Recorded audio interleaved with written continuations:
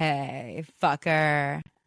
We are back to cover another CPTSD basic, thanks to an email that I received from an unnamed listener who asked me the question, it seems like the way that you talk about things, it might not be so necessary to do this thing that my therapist has previously encouraged, which is somatic experiencing.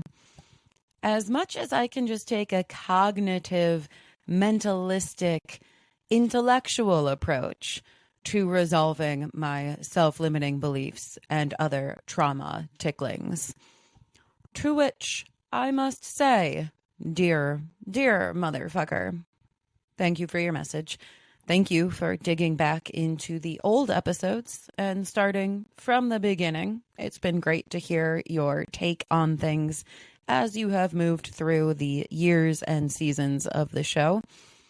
And also, nay, I am a huge proponent of needing to get into somatic experiencing as far as trauma recovery goes. I just, on this show, tend to take a more cognitive, intellectual approach because it's a lot more difficult to talk about this somatic re-embodiment topic for reasons that we will discuss thoroughly here now. But before we get into that, let's run through what is somatic experiencing. So it's an alternative therapy that aims at getting you to recognize what goes on in your body in a reactionary or responsive way to traumas from the past and into the present and future, so that you can rewire those reactions and choose more conscious ones rather than replaying kind of the same record on a loop just because that's what's in your body still now from your trauma, however many years ago. And thus your body is just automatically kicking that same reaction back out without you really being in tune with it or in control of it. So, somatic experiencing, in most PTSD cases, if we're talking about regular old PTSD, is going to include walking you through a trauma that you experienced so that you can actually experience it throughout your body, throughout your meat suit, and thus finally fully process what you went through. And therefore, it won't kind of be this underlying ghost in the veins that keeps popping up at inopportune moments and making you shut down or otherwise react in a way that is inappropriate for you. You can also see this as being a way of clearing the system of a lot of stresses and emotions and nervous system responses so that you have an actual fresh start each day, each year, each decade that you are alive, rather than, again, just kind of replaying a history that is contained within you. So for typical PTSD and acute trauma, it works like this. You have a traumatic event that slaps you in the brain. It is felt throughout the body as everything in you is connected, right? Your brain and body, they go hand in hand. So the brain is overwhelmed by something. The body is terrified by this thing. And what happens? Your consciousness leaves the building. This is unpleasant. This is overwhelming. And so you disassociate from what has been happening to save yourself and your consciousness exits your body, and therefore the trauma is left here within the body. So again, that can be your nervous system reaction to the event. That can be all of your emotions about the event. That can be actual physical sensations from the event, like if you were struck or somehow harmed. And that can be your stress responses in reaction to the event. It can all be very overwhelming. It's unpleasant. And so you just leave your meat suit behind and get the fuck out of there through detachment, disassociation, pushing your awareness out of the core of you, the protein of you. And in doing so, you abandon your poor body with the trauma, with the emotion, with the stress responses, with the nervous system upset, and abandon it there. It's just left alone with all of this painful information and suffering, and without your consciousness to contextualize what has happened so that any of it could be processed and laid to rest. The reaction never really ends. It's like your body is trapped in time with these events. And then you just exit the building. So it's kind of like using your body as a tape recorder, perhaps, for the worst things that you've gone through. And then being like, well, I just won't play that track. I'll just leave this in a closet somewhere. Unfortunately, the problem being you cannot just leave your body somewhere. You will have to bring that thing along with you, which means all of these reactions that are still living within it are bound to keep coming up because they are never fully resolved. And this is how we get stuck living in these hellish loops where we can be reacting to something that happened 30 years ago. And it's obviously a very baffling, overwhelming, unpleasant experience for us, which does get up into our consciousness and might continually be encouraging us to disassociate from that painful bodily memory. So, figure that's how complicated and disruptive it can be with just even an acute trauma like a car accident or a natural disaster. We can still be carrying that much unfinished business within our bodies, which is where somatic experiencing comes in order to help us clear it out. Now let's make this more complicated. So, if that's the issue with acute trauma, what do you think happens when we have pervasive trauma? When there's a bunch of traumatic events impacting our bodies? Well, okay, we're going to be a lot more likely for our consciousness to leave the building again, right? But then for our consciousness to get really skilled at leaving the building at even the slightest sense of danger. And we accumulate so many traumas and the aftermath, the energetic, emotional signatures of them within the meat suit that we don't really ever want to go back into that thing, right? Over time, we stop being in the body at all. And we learn to function just simply through the mind. We detach so much from our physical existence that everything is running solely through the brain as you attempt to live your life. And maybe everything from the neck down is just one big danger zone because you don't know how to deal with how much pain is already there, and accumulating another blow to it might really be the thing that ends you.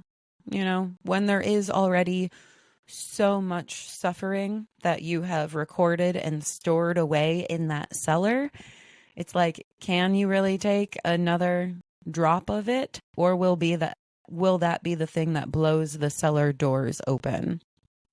We're not sure.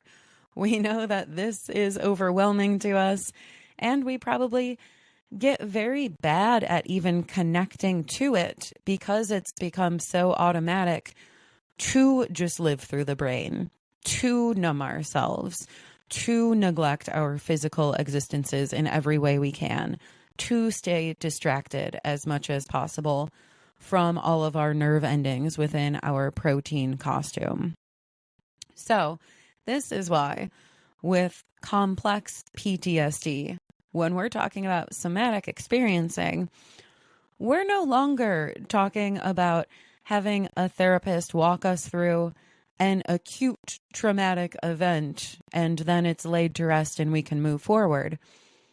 We're talking about needing a practitioner to help us to be in our body ever, period. Like how to feel our meat again. And then how to maintain that through the rest of our lives. So we are not only living from this head space where, as I've said time and time again, things are fucky. Our brains are also drastically impacted by trauma and have their own reactivities and their own kind of false beliefs and defense mechanisms, as we've been talking to, which really we benefit from being able to contextualize better by also having bottom-up processing that's possible through the body, through our emotional center. Our emotions are important signs and signals that help guide us in everything we do every day. So, coming back from CPTSD, we need to remember to have this connection with our bodies, how to do it when things are stressful or difficult, and then to really learn how to function again using both top-down and bottom-up processes so that we're not just impulsively acting. We aren't just a bundle of neurons without any actual physical awareness. Does that make sense? So it's very challenging, and that is the reason why it's pretty difficult to talk about in a podcast form, especially when I don't know the stage of recovery that newcomers might be in. It's rather dangerous to suggest just get in your body. You'll be fine. Because for a lot of us, we won't be fine. It is such an overwhelming, flooding experience to come back and get into contact with all of these hidden, deeply buried emotions and stresses and physical memories, which at the same time are going to be sparking our cognitive mental memories. And it really can be like jumping into the deep end and then just immediately drowning. So that's why I don't take too much of the somatic experiencing approach in the show as much as I used to, because I just don't know where people are at. We are unfamiliar with the experience of being embodied after so many years of not being embodied. So it's kind of a big ask to start there. Also, if you do start there and you reform that connection and dive in head first, we generally don't know what to do with these things. There's a reason that we've disassociated and our consciousness has just exited. It's because it's overwhelming and we weren't given the skill set to process those emotions, to have those stresses and keep moving forward, to deal with those physical memories. So even if you do get back into contact with all of that within you, it's not necessarily a positive thing. It's most likely going to be way too much. This is further complicated by the fact that there's not that many somatic experiencing practitioners out there. So I wouldn't ever encourage a CPTSD recovery newbie to go through this somatic experiencing for the first time on their own. And at the same time, there's such a shortage of mental health professionals at this point in general, let alone in the more specialized areas like somatic experiencing, that really doing it without a lifeline is a dangerous approach to take. And doing it with a lifeline is rather difficult because, again, it's hard to get scheduled these days. Ever since the pandemic, it's really hard. And if you're not living around kind of a metropolitan area, you might not have access to people who are specialized in these areas either. Lastly, I have to say, I think somatic experiencing is a challenging thing to talk about broadly to everybody because it is so personalized. Your trauma is personal. The way that it has rooted into your body is personal. The environment you are in when it rooted into your body, highly personal. And therefore, the best ways for you to get back into your body safely to process that trauma, highly personal. I think the more generalized approaches that are out there, we've all heard. If you haven't by now attempted to do breathing exercises or yoga or maybe like sensory enrichment experiences, well, the advice is out there for a reason. Walk barefoot on the grass. There's a million suggestions for ways to get re-embodied. And if you haven't taken yourself up on any of those suggestions, well, there's probably a reason that you're having resistance, because there's a lot in there that you don't feel equipped to deal with yet. So, for all of these reasons, I've just kind of strayed away from discussing somatic experiencing as much as I could. Also because somatic experiencing is how I structure my life. I've made a lot of big lifestyle changes in order to allow myself to be in my body, because otherwise it gets very sick and I'm disabled. I couldn't be doing any of this. So it's such like a critical part of my day-to-day that I don't think about it that much, first of all. And second of all, when I do think about it, I think very guilty that I have been able to structure my life in a way that allows me to be in my body sometimes.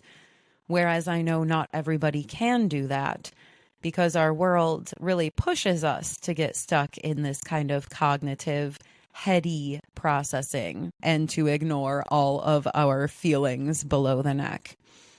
So I've strayed away from it, but that is not to say it's because I don't believe that it is crucial or because I myself don't do it. I also want to say that the more intellectual cognitive approach that I take is purposeful because it gives context to the somatic experiences that you will eventually have to engage with.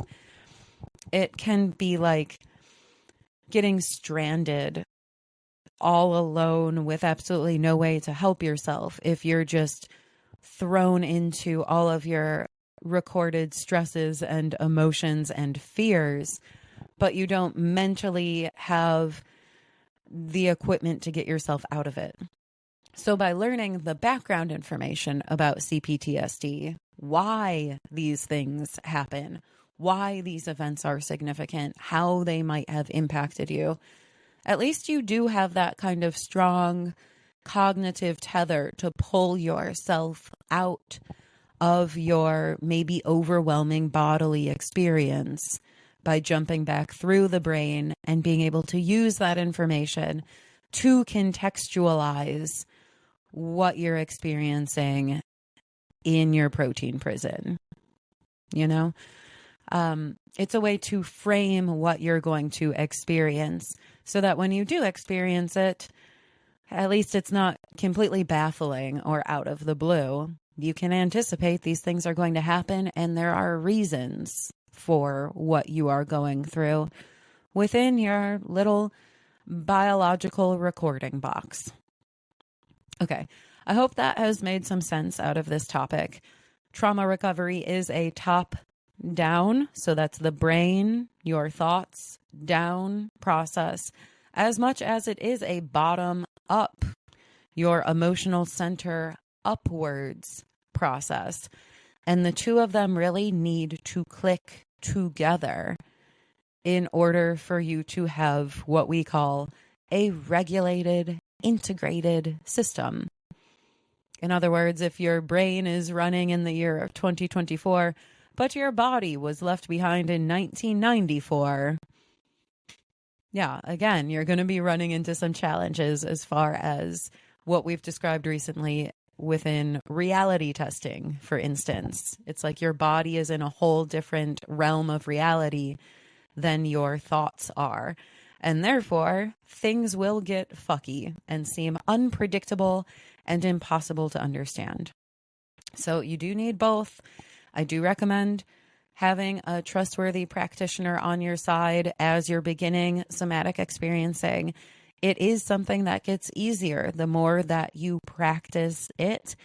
But in the beginning, it does feel like unfamiliar, pretty frightening territory to wander into if you don't have somebody there to help you understand what you are going through, to name those emotions, to name those fear responses and system dysregulations, and to help re-ground you in the rational reality of all of it and bring you back into the modern day to reassure you that you are safe. Once you go through this, you will have your body as that anchor where you can check in with it and go, okay, I'm doing a scan. My body is saying, we're okay right now. Everything is fine. We are safe. But up until you get through this backlog of stored, recorded trauma, when you check into your body to ask, how are we really doing? Can we breathe? Are we actually okay right now? You might get some really, really messed up messages back that are not true to modern day life. So the body is a resource in trauma recovery, but first it needs to be wiped clean, cleared out of everything that it has been holding for you so that you can kickstart that relationship with it again and learn to be embodied, not only when you're consciously doing somatic experiencing practices, but all the time, 24/7. It should be a closed system from your top down and bottom up centers. I hope that has shed some clarity on this question. It has been addressed a number of times throughout the show, but I definitely acknowledge that I have taken a much more mentalistic approach for the most part. And that's my bad. I'm sorry. Don't mean to suggest that you can leave your body behind in your traumatized history and be okay. Your brain's not that strong. You do need both aspects of you and your soul, which is a whole other story to discuss. But let me know if this has made sense. And I'm going to put out another episode where I discuss tips, tricks, things that I do as far as somatic experiencing. Just keep in mind, this is again, a very personal process. So these are things that I have figured out and I would recommend. But I don't know. I don't know you. I don't know where your trauma is stored or environmentally what you might need to set up so that you are in a safe enough place to be embodied. But I'm going to give you everything that I can suggest. So stay tuned. Tap into that if you're interested. And remember, what do I know? And I apologize if I get a little, I fear, preachy in it because somatic experiencing is such a huge part of my life. I'm very impassioned about it, but it is hard to talk about without seeming like you're trying to push your lifestyle and daily schedule on other people when it's become such a necessity in one fucker's own life in order to just be functional. So, all right. Enough apologizing for that episode. Tap into it if you want to. If not, chill. And thank you again for giving me the opportunity to talk to you about somatic experiencing. I'd love to know if anybody else has any thoughts, tips, or tricks. And you know what to do if you've got them. Pop them into those comments. Send them to me in an email or a DM. And other than that, I will talk to you soon. Hail yourself. Hail your goddamn body. It's been through so much, and it has really held strong for you as much as it could. And if you're having psychosomatic illnesses, it's probably because it needs a little of your attention. Until we speak again next time, take care of yourself out there, and cheers, y'all. Bye-bye.